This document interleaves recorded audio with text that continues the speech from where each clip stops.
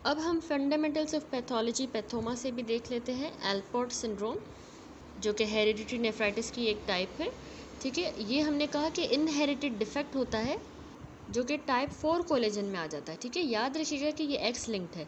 अब इसमें होता क्या है कि थिनिंग होगी और स्प्लिटिंग हो जाती है हमारी ग्लोमेरुलर बेसमेंट मेम्ब्रेन की।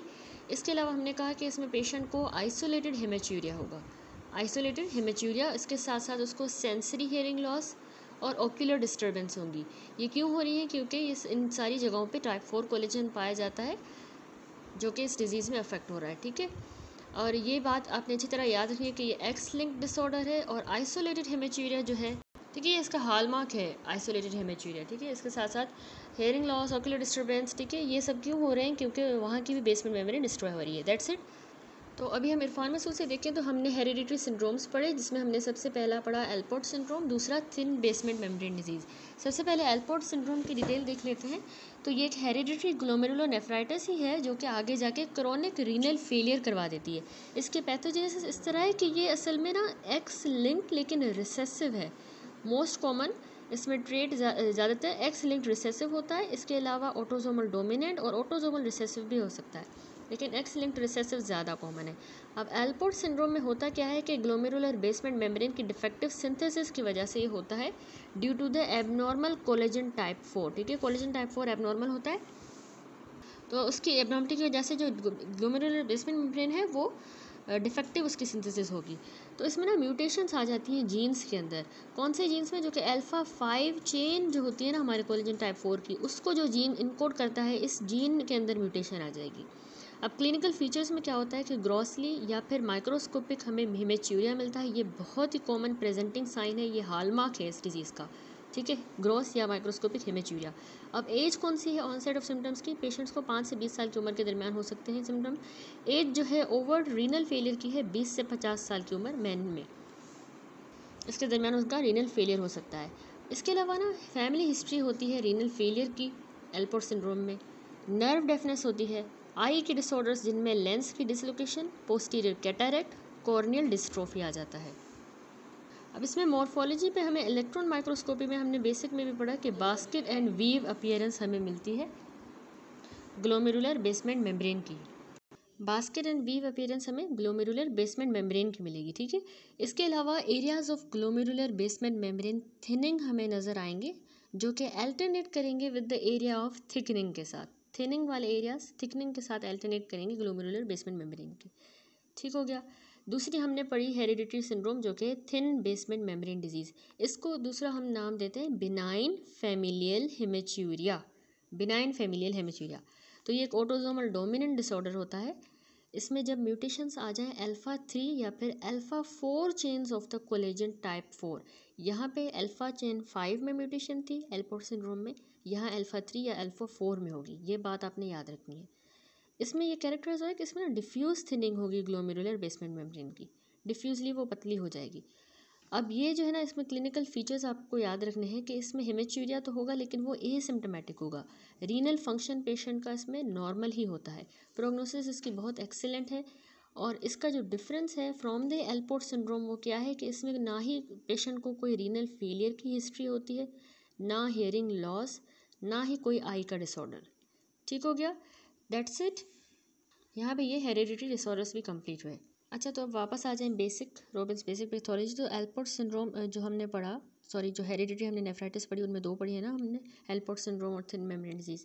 तो अब इनके हेरिडिटरी नेफ्राइटिस के जो क्लिनिकल फीचर्स रह गए थे वो देख लेते हैं। कि हमने कहा कि majority of the Allport syndrome के जो पेशेंट्स होते हैं उनको एक्स लिंक्ड डिजीज़ होती है, जो अभी हमने इरफान मसूद में भी देखा। तो असल में ये तब होती है जब ना म्यूटेशन आ जाती है क्रोमोसोम नंबर एक्स के ऊपर, उस जीन में जो कि क्रोमोसोम नंबर एक्स पे मौजूद है, और वो इनकोड कर रहा होता है alpha 5 chain of the type 4 collagen को, ठीक है। तो मेल्स जो है इसीलिए इसमें ज़्यादा फ्रीक्वेंटली इफेक्ट होते हैं और सीवियरली बनस्बत फीमेल्स के, और ये ज़्यादा लाइकली है कि उनको एंड स्टेज रीनल डिजीज़ हो जाए और डेफनेस हो जाए मेल्स में। रेयर ऑटोसोमल रिसेसिव या डोमिनेंट केसेस भी ना लिंक्ड होते हैं इस डिफेक्ट में इन द जीन्स, जो कि अल्फ़ा 3 को या अल्फ़ा 4 टाइप 4 कोलेजन को करेंगे इनकोड। तो ये हमने कहा कि ये वाला तो एल्पोर्ट सिंड्रोम में डिफेक्ट होता है, ये थिन मेम्ब्रेन डिजीज़ में, ठीक है, म्यूटेशन इनमें आएगी। इंडिविजुअल्स जिनको हेरिडिटरी नेफ्राइटिस है वो 5 से 20 साल की उम्र की एज में प्रेजेंट कर सकते हैं ग्रॉस या माइक्रोस्कोपिक हेमेच्यूरिया एंड प्रोटीन यूरिया के साथ, जो कि प्रोग्रेस करेगा ओवर्ट रीनल फेलियर की तरफ 20 से 50 साल की उम्र में। जो फीमेल कैरियर्स होती हैं एक्स लिंक्ड एल्पोर्ट सिंड्रोम की या carriers either gender of the autosomal forms की, ये यूजुअली प्रेजेंट करती हैं परसिस्टेंट एसिम्प्टोमेटिक हेमेच्यूरिया के साथ। एसिम्प्टोमेटिक उनको होगा, ठीक है, क्यों? क्योंकि वो फीमेल कैरियर्स हैं, ठीक है, वो सिम्टम्स नहीं शो करेंगी और ये फॉलो करेंगे benign non progressive clinical course. जो हेट्रोजाइगस म्यूटेशंस होती हैं इन जीन्स के अंदर अल्फ़ा 3 में और alpha 4 chains of the type 4 collagen में, तो ये 40% ऑफ द केसेस में हमें हेट्रोजाइगस म्यूटेशंस भी मिलती हैं with thin basement membrane disease, उस पेशेंट में जिनको थिन बेसमेंट मेम्ब्रेन डिजीज़ हो। That's it. अब रह गई हमारी आखिरी जो है टॉपिक ग्लोमेरुलर डिजीज़ का, जो कि है रैपिडली प्रोग्रेसिव ग्लोमेरुलोनेफ्राइटिस। तो पैथोमा से तो हम ये टॉपिक देख चुके हैं, यहाँ पे देख लेते हैं। ये कैरेक्टराइज हुआ है कि इसमें ना क्रीसेंट्स बनते हैं, क्रीसेंटिक ग्लोमेरुलोनेफ्राइटिस है और मोस्ट केसेस में ये इम्यूनोलॉजिकली ही मेडिएटेड होती है। अब ये क्लिनिकल सिंड्रोम है, ये स्पेसिफिक इटियोलॉजिक फॉर्म नहीं है ग्लोमेरुलोनेफ्राइटिस की, ठीक है, बस एक सिंड्रोम है। तो आरपीजीएन कैरेक्टराइज हुआ है कि इसमें जल्दी जल्दी से रैपिडली रीनल फंक्शन अचानक से जो है ना लॉस हो जाता है और लैब फाइंडिंग्स हमें टिपिकल नेफ्रिटिक सिंड्रोम की मिलती हैं। सिवियर किस्म का पेशेंट को ओलिगोयूरिया होगा। अगर ये अनट्रीटेड रहा तो ये आगे जाके रीनल फेलियर करवा सकता है तकरीबन हफ्तों से महीनों के अंदर। अब इसकी पैथोजेनेसिस भी हमने वहाँ पे पढ़ी थी कि क्रीसेंटिक ग्लोमेरुलोनेफ्राइटिस जो है ना, ये नंबर ऑफ डिफरेंट डिजीज़ की वजह से हो सकता है। कुछ किडनी में ही रिस्ट्रिक्टेड होती हैं, कुछ सिस्टेमिक डिजीज़ होती हैं। तो आरपीजीएन जो है ना नंबर ऑफ डिजीज़ के साथ एसोसिएटेड हो सकता है, जैसे कि फॉलोइंग।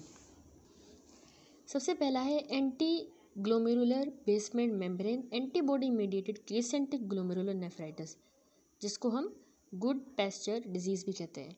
तो ये इसमें क्या होता है कि लीनियर डिपॉजिट्स आईजीजी के और बहुत से केसेस में C3 के हमारी ग्लोमेरुलर बेसमेंट मेम्ब्रेन पे हो जाएंगे लीनियर डिपॉजिट। तो कुछ जो पेशेंट्स हैं उनमें एंटी-GBM एंटीबॉडीज़ जो हैं वो हमारे pulmonary alveolar capillary basement membrane के साथ भी जाके बाइंड कर देंगी और वो पल्मोनरी हेमरेजेस की पिक्चर जो है वो प्रोड्यूस करेंगी क्लिनिकली, जो कि एसोसिएटेड होगा विथ रीनल फेलियर, ठीक है, दोनों चीज़ें होंगी। तो इस तरह के पेशेंट को हम कहते हैं गुड पैस्चर सिंड्रोम, यानी पल्मोनरी भी और रीनल मैनिफेस्टेशंस। क्यों? क्योंकि जो कोलेजन है वो दोनों ही जगहों पे एक ही है जहाँ पे एंटीबॉडीज़ जाके अफेक्ट कर रही हैं। अब ये एंटी-GBM एंटीबॉडीज़ ना सीरम में मौजूद होंगी और ये डायग्नोसिस के लिए बहुत हेल्पफुल है। अब ये इंपॉर्टेंट है कि हम रिकॉग्नाइज़ करें एंटी-GBM एंटीबॉडी मेडिएटेड क्रीसेंटिक जीएन को, क्योंकि जो अफेक्टेड इंडिविजुअल्स हैं ना उनको फ़ायदा मिलता है प्लाज्मा फेरेसिस से, जो कि उनकी पैथोजेनिक एंटीबॉडीज़ को रिमूव कर देता है सर्कुलेशन से। तो उनको प्लाज्मा फेरेसिस फ़ायदा देती है। तो इसलिए हमें इनको डिफ्रेंशिएट करना था कि पेशेंट को यही वाली हुई है या नहीं, ताकि हम उसको सही से ट्रीट कर सकें। दूसरी इसकी क्या एसोसिएशन है?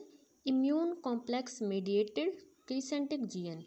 तो ये कॉम्प्लिकेट कर सकती है किसी भी इम्यून कॉम्प्लेक्स नेफ्रिटाइड्स को, जिसमें पोस्ट स्ट्रेप्टोकोकल ग्लोमेरुलोनेफ्राइटिस भी आ जाता है, systemic lupus erythematosus, IgA nephropathy, Henoch Schonlein and purpura, ठीक है, किसी भी इम्यून वाली को ये कॉम्प्लिकेट कर सकता है। तो बाकी केसेस में जो इम्यून कॉम्प्लेक्सेस है ना वो डिमॉन्स्ट्रेट तो होंगे, लेकिन अंडरलाइंग कॉज अनडिटरमाइंड होगा। अब ये वाली जो टाइप है ना आरपीजीएन की, ये फ्रीक्वेंटली हमें सेल्यूलर प्रोलिफरेशन शो करेगी और इसमें ल्यूकोसाइट्स का इन्फ्लक्स हो जाएगा ग्लोमेरुलर टफ्ट के अंदर। इसके साथ साथ इसमें क्रीसेंट की फॉर्मेशन भी हमें मिलती है। एक कंसिस्टेंट फाइंडिंग इसमें है कि हमें इसमें ग्रैन्युलर जो है ना characteristic granular pattern of staining मिलता है ग्लोमेरुलर बेसमेंट मेम्ब्रेन का या मेसेंजियम का फॉर द इम्यूनोग्लोबुलिन, या फिर कॉम्प्लीमेंट के लिए भी फॉर द इम्यूनोफ्लोरेसेंस स्टडीज़, ठीक है, उनका ग्रैन्युलर पैटर्न मिलेगा या तो कॉम्प्लीमेंट का या इम्यूनोग्लोबुलिन का। तो ये डिसऑर्डर जो है ज़्यादातर प्लाज्मा फेरेसिस से रिस्पॉन्ड नहीं करता। अगला है पॉसी इम्यून टाइप क्रीसेंटिक ग्लोमेरुलोनेफ्राइटिस, ये भी इसकी कैटेगरी है। तो इसमें क्या होता है कि पॉसी का मतलब है एब्सेंस, लैक ऑफ एंटी-GBM एंटीबॉडीज होंगी ही नहीं, या फिर सिग्निफिकेंट इम्यून कॉम्प्लेक्स रिपोजिशन नहीं मिलेगी हमें सिग्निफिकेंट, ठीक है। तो अब इसमें एनकास का बड़ा रोल है, एंटी न्यूट्रोफिलिक साइटोप्लाज्मिक एंटीबॉडीज़ जो होती हैं हमारी, तो ये ना टिपिकली सीरम में पाई जाती हैं, जो कि हमने चैप्टर 10 में डिस्कस की। ब्लड वेसल्स के चैप्टर में, ठीक है। तो ये सीरम में पाई जाती हैं और इनका पैथोजेनिक रोल होता है कुछ वास्कुलेटाइड्स के अंदर, ठीक है, जो हम पढ़ के आए हैं। अब कुछ इंस्टेंसेस में इसीलिए ये जो क्रिसेंटिक ग्लोमेरुलोनेफ्राइटिस है ना, ये कंपोनेंट होता है सिस्टेमिक वास्कुलाइटिस का, जैसे कि माइक्रोस्कोपिक पोलीएंजाइटिस का ये पार्ट हो सकती है, ये वाली ग्लोमेरुलोनेफ्राइटिस, ठीक है, या फिर ये ग्रेन्युलोमेटोसिस विथ पोलीएंजाइटिस का पार्ट हो सकती है। तो इसीलिए मतलब क्योंकि इसकी एनका के साथ एसोसिएशन है, इस वजह से ये वैस्कुलाइटिस का पार्ट हो सकती है। अब बहुत से केसेस में हाउएवर जो पॉसी इम्यून क्रिसेंटिक ग्लोमेरुलोनेफ्राइटिस है ना, ये किडनी ही की तरफ सिर्फ लिमिटेड होती है। तो अब हम आ जाते हैं मॉर्फोलॉजी पे। किसकी मॉर्फोलॉजी पे? रैपिडली प्रोग्रेसिव ग्लोमेरुलोनेफ्राइटिस की। तो सबसे पहले लाइट माइक्रोस्कोपी के चेंजेस देखें तो वो बिल्कुल सिमिलर होंगे, आल्दो आइडेंटिकल नहीं होते various form of crescentic glomerulonephritis में। सिमिलर होंगे लेकिन आइडेंटिकल नहीं होंगे। इनमें क्या होता है कि हमें जो ग्लोमेरुला हैं वो सेलुलर प्रोलिफरेशंस शो करेंगे कैपिलरी लूप्स के बाहर। कभी कभार सेगमेंटल कैपिलरी नेक्रोसिस के साथ हमें एसोसिएशन मिलती है, जो कि ग्लोमेरुलर बेसमेंट मेम्ब्रेन को ब्रेक कर देगा, ठीक है, नेक्रोसिस, और फिब्रिन की भी डिपोजिशन करवा देगा बोमेन्स स्पेस के अंदर। अब ये इस तरह की ये जो डिस्टिंक्टिव प्रोलिफरेटिव लेजन है जो कि कैपिलरी लूप के बाहर हो रही हैं, इनको हम कह देते हैं क्रीसेंट्स, ठीक है, क्रीसेंट्स कहेंगे, क्योंकि इनकी जो शेप है ना, जैसा कि ये हमारी इस बोमेन स्पेस को फिल कर रहे हैं, तो क्रीसेंट जैसी है, तो इस वजह से हमने इसको नाम दिया है।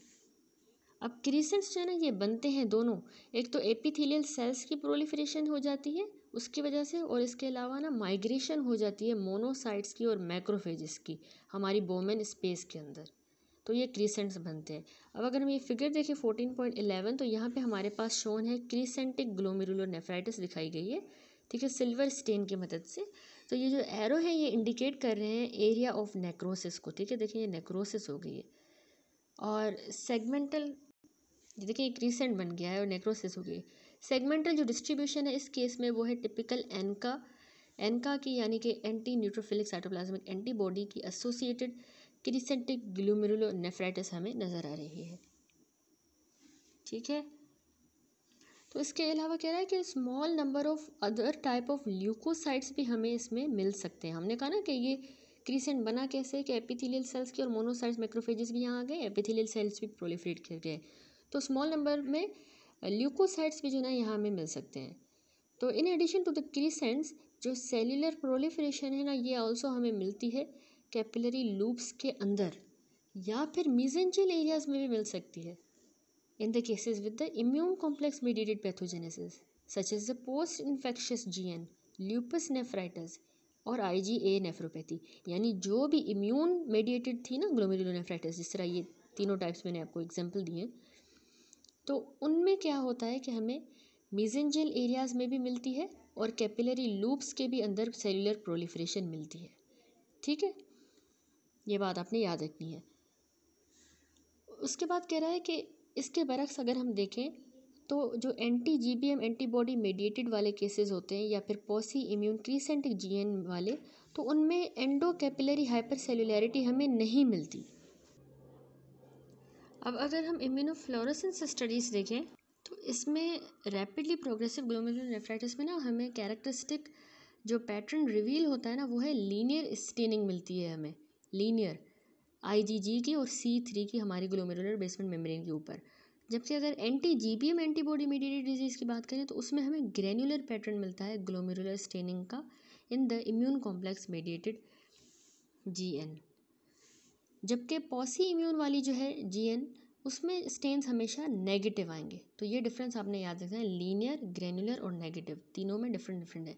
अब आ जाते हैं इलेक्ट्रॉन माइक्रोस्कोपी पे।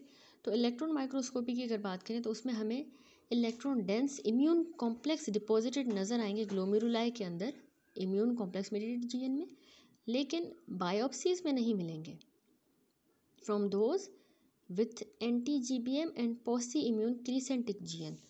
तो इन दोनों टाइप्स में हमें नहीं मिलेंगे, लेकिन इम्यून कॉम्प्लेक्स मेडिएटेड में हमें इम्यून डेंस कॉम्प्लेक्सेस मिलेंगे। अब इलेक्ट्रॉन माइक्रोस्कोपी जो है ना, वो ग्लोमेरुलर बेसमेंट मेम्ब्रेन का रप्चर भी जो है वो शो कर सकती है। ये बहुत डिस्टिंक्ट है कि रप्चर हो जाए। तो ये सिग्निफाई करता है कि सीवियर ग्लोमेरुलर इंजरी हो गई है, जो कि कैरेक्टरिस्टिक है this form of glomerular nephritis में। अब क्रीसेंट्स इवेंचुअली हमारी बोमेन स्पेस को ओब्लिटरेट कर देंगे और इनकम्प्रेस करेंगे ग्लोमेरुलाई को। इन टाइम ये क्रीसेंट्स जो हैं इनमें स्कारिंग हो जाएगी और ग्लोमेरुलोस्क्लेरोसिस डेवलप हो जाएगी। That's it. अब लास्ट इसके रैपिडली प्रोग्रेसिव ग्लोमेरुलोनेफ्राइटिस के क्लिनिकल फीचर्स रह गए। तो ये ज़्यादा लाइक है नेफ्रिटिक सिंड्रोम की तरह के होते हैं, एक्सेप्ट कि ओलिगोयूरिया और एजोटीमिया ये दोनों जो है इसमें ज़्यादा होंगी आरपीजीएन में। अब प्रोटीन यूरिया कभी कभार ना नेफ्रोटिक रेंज तक भी चला जाता है। वैसे तो ये नेफ्रिटिक की तरह के सिम्टम है, लेकिन प्रोटीन यूरिया नेफ्रोटिक रेंज का हो सकता है। कभी कभार जो अफेक्टेड इंडिविजुअल्स हैं वो एन यूरिक हो सकते हैं और उनको लॉन्ग टर्म डायलिसिस या ट्रांसप्लांटेशन की भी ज़रूरत पड़ सकती है।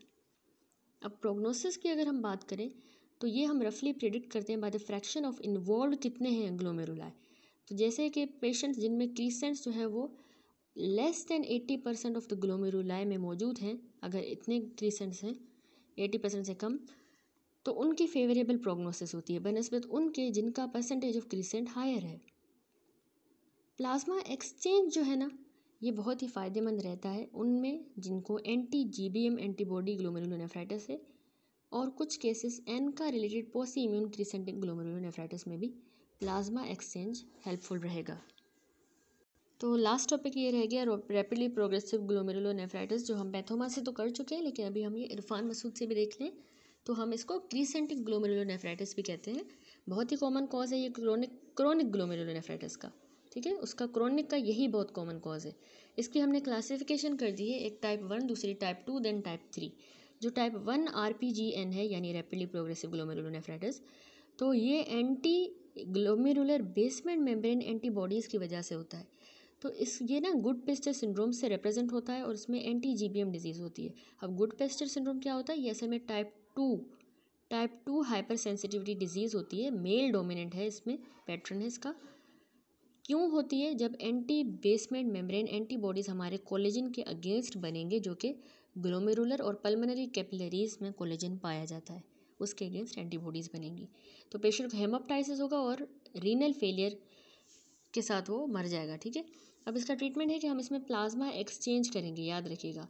इस तरह के पेशेंट में हम इम्यूनोसप्रेसिव थेरेपी देते हैं कॉर्टिकोस्टेरॉइड्स के साथ, और साइक्लोफॉस्फामाइड देते हैं। इसके अलावा रीनल ट्रांसप्लांटेशन भी इसका ट्रीटमेंट है। अब हम आ जाते हैं टाइप 1 आरपीजीएन की थोड़ी सी डिटेल देखें तो इसमें है डिजीज़ है हमारे पास गुड पेस्टर सिंड्रोम, दूसरी एंटी जीबीएम डिजीज़, ठीक है। ये दो आ जाती है ना इसमें टाइप 1 में, यहाँ पे हमने डिस्कस किया। तो गुड पेस्टर सिंड्रोम में एंटी जीबीएम एंटीबॉडी पॉजिटिव होगी, इसमें भी पॉजिटिव ही होगी। ग्लोमेरुलोनेफ्राइटिस दोनों में ही होगा, लेकिन पल्मोनरी हेमरेज याद रखिएगा सिर्फ हमें गुड पेस्टर सिंड्रोम में मिलता है, लेकिन ये एंटी जीबीएम डिजीज़ में नहीं होता पल्मोनरी हेमरेज। अब दूसरी जो टाइप है इसकी आरपीजीएन टाइप 2 है, ये इम्यून कॉम्प्लेक्स की वजह से होता है। इसका कॉज इडियोपैथिक भी है, इन्फेक्शन के बाद पोस्ट इन्फेक्शस, और SLE भी इसका कॉज है। इसके अलावा हिनोच-शिनोलेन पर्प्यूरा। देन है टाइप 3 आरपीजीएन, तो ये पॉसी इम्यून टाइप होती है और anti neutrophilic cytoplasmic antibody associated होता है, ठीक है। तो इसमें इसकी डिफरेंट कॉजेज़ हैं। इडियोपैथिक ज़्यादा कॉमन कॉज है इसका। इसके अलावा ये वेजिनल ग्रेन्युलोमेटोसिस में भी हमें मिलता है, जिसमें साइटोप्लाज्मिक यानी CN का होती है। और दूसरी कॉज है माइक्रोस्कोपिक पॉलीआर्थराइटिस, जिसमें पेरी न्यूक्लियर यानी PN का प्रेजेंट होती है। तो ये इसका डिफरेंस है। अब मॉर्फोलॉजी की बात करें तो आरपीजीएन में हमें लाइट माइक्रोस्कोपी में हमने कहा कि क्रीसेंट फॉर्मेशन मिलती है, और ये इसकी हिस्टोलॉजिक फाइंडिंग है। क्रीसेंट्स जो है ये किस चीज़ के बने होते हैं, जो पेराइटल सेल्स होते हैं ना, उनकी प्रोलिफरेशन की वजह से। इलेक्ट्रॉन माइक्रोस्कोपी की बात करें तो उसमें हमें ग्लोमेरुलर बेसमेंट मेम्ब्रेन का रप्चर मिलता है electron dense deposit type 1 and type 2 के अंदर, जबकि टाइप 3 जो ये टाइप हमने पढ़ी इसमें हमें इलेक्ट्रॉन डेंस डिपॉजिट नहीं मिलते, ठीक है, सिर्फ 1 एंड 2 में मिलेंगे। देन फ्लोरेसेंस माइक्रोस्कोपी है, तो उसमें टाइप 1 में हमने कहा लीनियर डिपॉजिट्स होंगे IgG और C3 के, लेकिन टाइप 2 में ग्रेन्युलर डिपॉजिट्स, और टाइप 3 में बिल्कुल भी डिपॉजिट्स नहीं मिलेंगे हमें।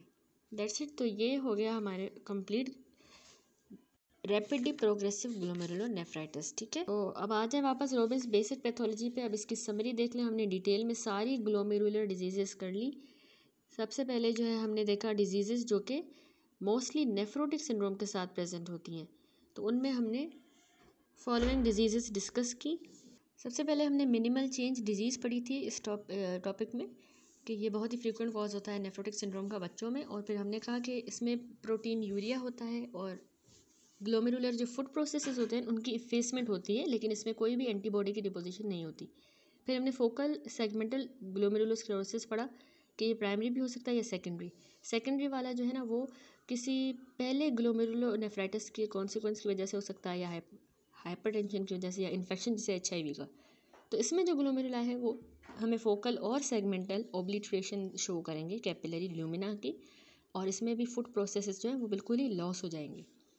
देन हमने मेम्ब्रेनस नेफ्रोपैथी पढ़ा कि ये ऑटो इम्यून रिस्पॉन्स होता है जो कि PLA2R जो होता है ना पोडोसाइट्स के ऊपर रिसेप्टर, उसके अगेंस्ट ये एंटीबॉडीज़ डायरेक्टेड होती हैं। अब इसमें ना ग्रेन्युलर हमने कहा सब एपिथेलियल डिपॉजिट्स बन जाएंगे एंटीबॉडीज़ के, और GBM यानी ग्लोमेरुलर बेसमेंट मेम्ब्रेन के साथ जो है वो सब एपिथेलियल डिपॉजिट्स तो होंगे, लेकिन साथ में स्पाइक फॉर्मेशन होगी, thickening and loss of the food processes मिलेगी, लेकिन इन्फ्लामेशन इसमें नहीं होगी। ठीक है, इसमें हमें इन्फ्लामेशन नहीं मिलती। फिर देन हमने मेम्ब्रेनो प्रोलिफरेटिव ग्लोमेरुलोनेफ्राइटिस टाइप 1 के बारे में कहा। अच्छा, तो ये इम्यून कॉम्प्लेक्स मेडिएटेड डिजीज़ है जिसमें इम्यून डिपॉजिट्स हो जाएंगे सब एंडोथेलियल लोकेशन में। ठीक है, लास्ट इसमें आ जाती है dense deposit disease and C3 glomerulonephritis, जो कि हमने कहा कि जब अनरेगुलेटेड एक्टिवेशन हो जाए ना अल्टरनेटिव कॉम्प्लीमेंट पाथवे की, उस वजह से ये डिजीज़ होगी। इसमें हमें इम्यूनोफ्लोरेसेंस से C3 के लिए पॉजिटिव मिलती है इन दोनों कंडीशंस में। ये हो गया। उसके बाद कैटेगरी आती है वो ग्लोमेरुलोनेफ्राइटिस जो कि नेफ्रिटिक सिंड्रोम के साथ प्रेजेंट करेंगी। तो इसमें आ जाती है अक्यूट पोस्ट इन्फेक्शस ग्लोमेरुलोनेफ्राइटिस जो कि स्ट्रेप्टोकोकल इन्फेक्शन के बाद होता है, यंग बच्चों में भी, चिल्ड्रन में भी, लेकिन ये ना किसी और ऑर्गेनिज्म के इन्फेक्शन के बाद भी हो सकता है। तो इसमें इम्यून कॉम्प्लेक्सेस की डिपोजिशन हो जाती है, लेकिन कहाँ पे, मेनली सब एपिथेलियल स्पेसिस में, और इसमें बहुत ज़्यादा हमें न्यूट्रोफिल्स मिलते हैं और ग्लोमेरुलर सेल्स की प्रोलिफरेशन मिलती है। देन लास्ट में हमने वो डिजीज़ देखी जो कि ज़्यादातर एसिम्प्टोमेटिक हीमेचूरिया के साथ प्रेजेंट करती है। उसमें IgA नेफ्रोपैथी और हेरिडिटरी नेफ्राइटिस है। IgA नेफ्रोपैथी में मीजेंजियल डिपॉजिट्स IgA के होंगे जिनमें इम्यून कॉम्प्लेक्सेस होंगे, और ये बहुत ही कॉमन फॉर्म है ग्लोमेरुलोनेफ्राइटिस की जो कि पूरी दुनिया में होती है। तो रिकरेंट एसिम्प्टोमेटिक हीमेचूरिया में बहुत ही क्लिनिकल कॉमन प्रेजेंटेशन होती है। ये बच्चों को, यंग एडल्ट्स को वेरिएबल कोर्स के साथ अफेक्ट करती है। देन हमने हेरिडिटरी नेफ्राइटिस में अल्पोर्ट सिंड्रोम पढ़ा कि ये म्यूटेशंस जब आ जाएं GBM के कोलेजन को इनकोड करने वाले जीन्स में, उस वजह से होता है। तो इसमें भी हेमेचूरिया ही होगा और स्लो प्रोग्रेसिंग प्रोटीन यूरिया और रीनल फंक्शन की डिक्लाइन हो जाएगी। थिन बेसमेंट मेम्ब्रेन डिजीज़ भी दूसरी हेरिडिटरी नेफ्राइटिस थी। तो ये भी म्यूटेशंस की वजह से ही होता है जो कि GBM के कोलेजन को इनकोड कर रहे होते हैं जीन्स उनमें।